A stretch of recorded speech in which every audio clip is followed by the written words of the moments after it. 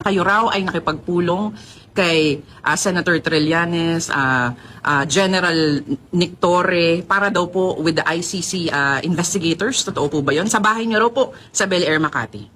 Totoo yun.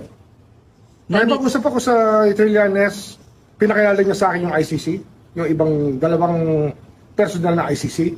Kasi nga, meron kami usapan na ang testigo dapat protektahan. Yung testigo na ICC. Since we're in the DOJ, kinakailangan gawin namin yun. Mga Pilipino kasi mga testigong to. Sir, when was this po? Hindi ko na maalala. Maybe less than a year ago. Parang gano'n, no? Less than a year ago. Opo. At sinasabi, sir, dapat hindi niyo daw po ito ginawa kasi kayo daw po ay Justice Secretary noon. Bakit?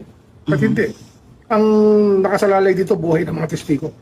Kailangan protektahan natin ang tao hanggat kaya natin. Kasi sir, ang sinabi daw po is hindi na daw po makikipag-ugnayan ang Pilipinas sa ICC. Tagal na yun. Nagbago na lahat eh. Nagbago na lahat. Alam naman natin yun. Pero sir, kung yun po totoo, baka isipin po ng iba, totoo din po yung iba pong bahagi. Hindi totoo yun. Hindi ko alam ha.